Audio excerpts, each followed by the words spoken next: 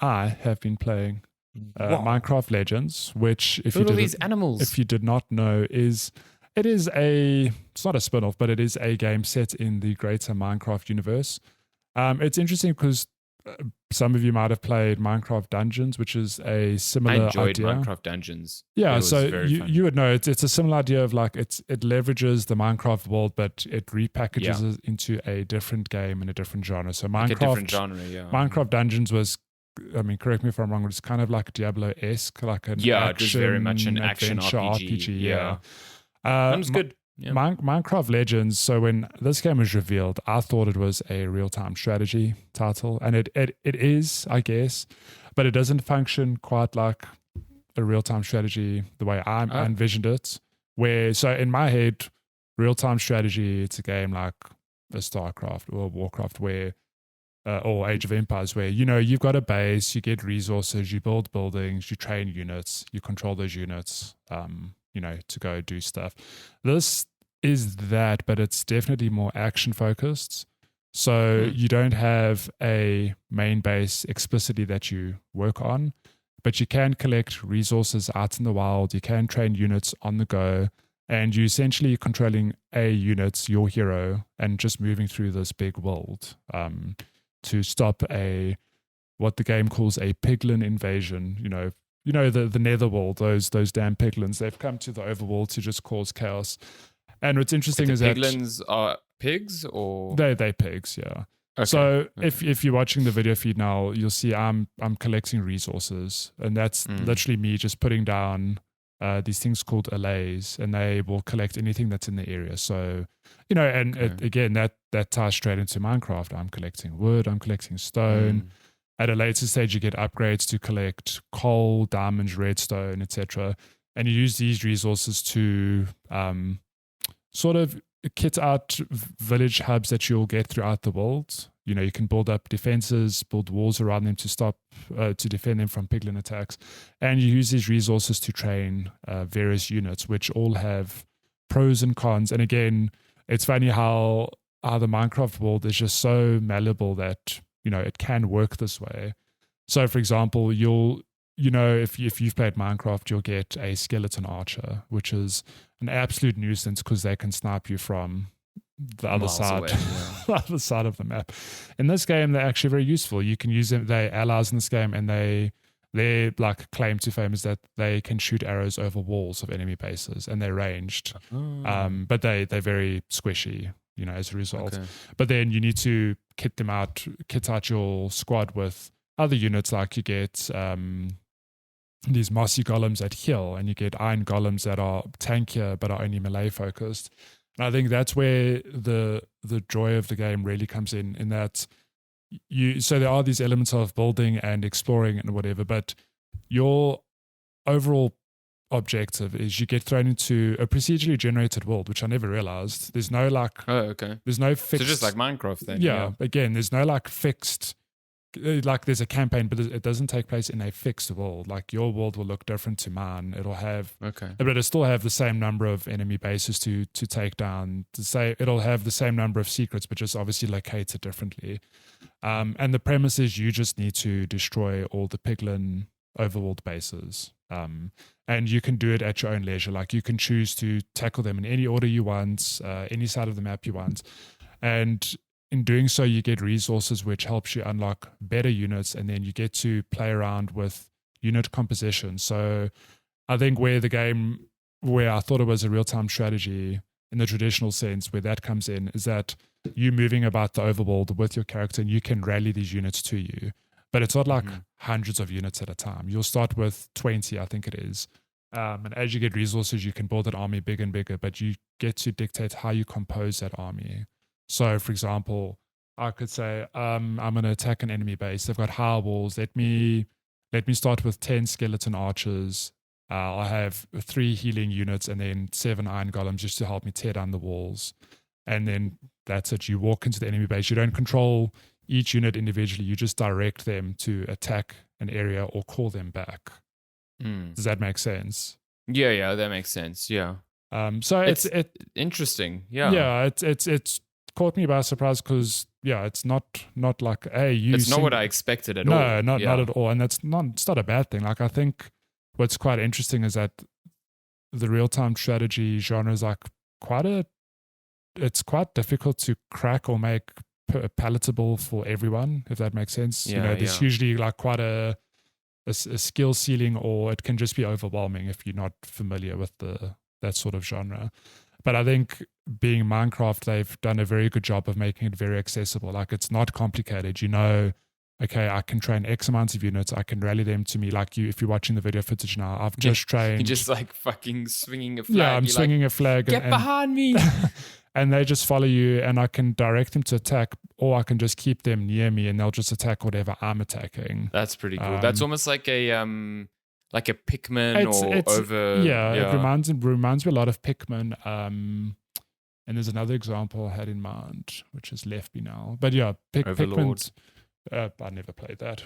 Oh, okay. But Pikmin's a fair comparison, because even Pikmin, it's the same thing of like you get red Pikmin and black Pikmin and white, and they all do different things, and you need to choose they follow how you to and just do the thing. Yeah. You know what this actually? Your description more at the start reminded me of it. This sort of strategy element, not so much. But did you ever play Dungeon Quest Builders? No.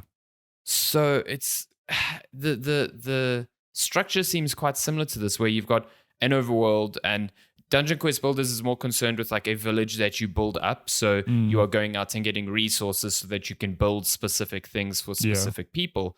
Yeah. But they all culminate in like a battle where enemies, once your base is big enough, come to your base to try and like wreck it.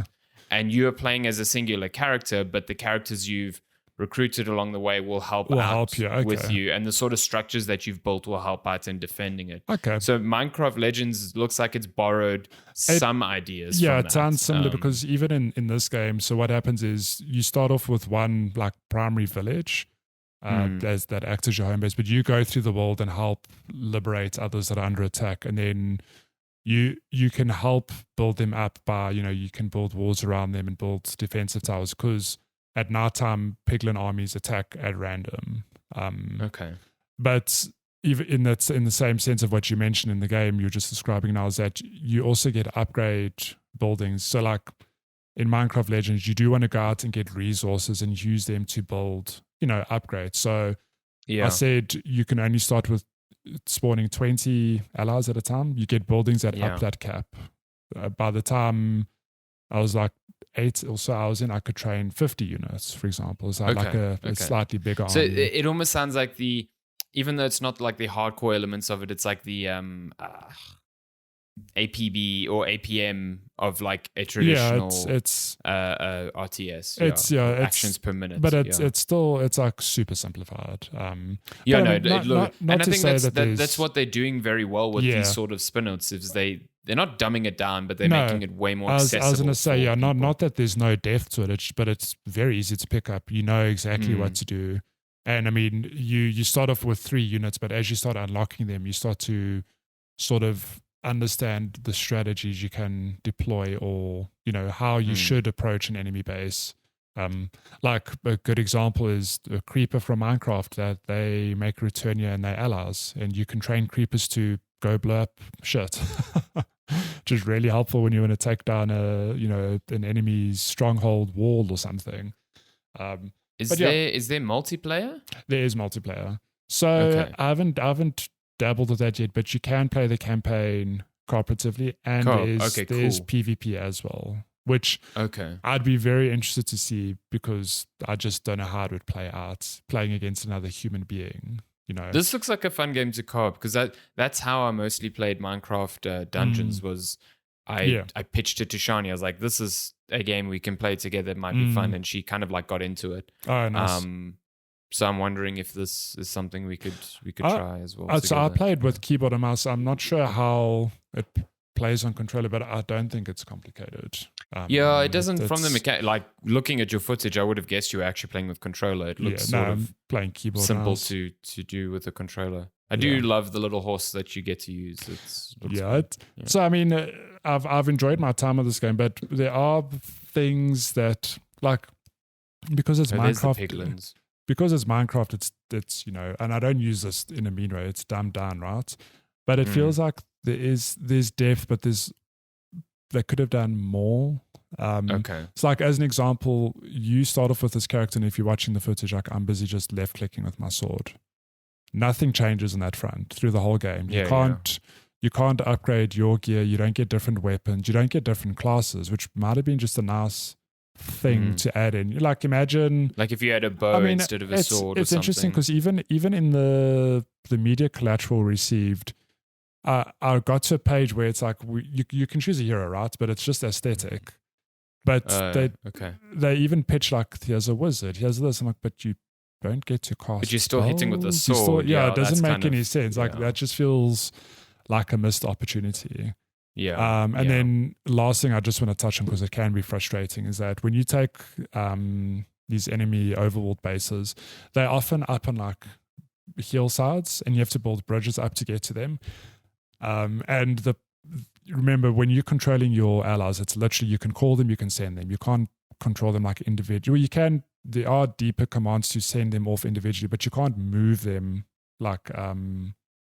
Can't direct move You can't directly move them, and you can't be like there's no precision is what I'm getting at. So it can be frustrating when you build a ramp up to an enemy base and there's towers and enemies attacking you, and then some of your allies just fall off the bridge you've built and they get stuck. They fall off. I thought you were going to say they don't like climb the bridge, not fucking fall off the bridge. But even then, like sometimes there's a bit of a delay, before they follow you. But it can just be frustrating when you're trying to take an enemy tower, and then you look behind you and half your ally force is just hugging the cliffside like, help, I fell off. I can't get back up. It's just like every great military leader in history. Exactly. Napoleon Bonaparte looked at his forces, they were just falling off bridges, man. Like, exactly. He's just like, fuck these idiots, these fools. But I mean, that's something, I don't know, I imagine they can work on the pathing, but otherwise, like, I really enjoyed my time with this game. It is on Game Pass. If you got Xbox or PC, you can give it a try for, inverted commas, no cost. It's fun. It is fun. It looks fun. Yeah, like I said, I like these Minecraft spin-offs more than I actually like Minecraft. But that's just a me thing. Like, I'm not going to sit here and be like, Minecraft's a bad game. It's just not a game for me. Trash tier game. Yeah, Jesus. Yeah, one of the most influential games of all time. Trash tier. It's so bad. But yeah, that looks like fun. I'll give it a go.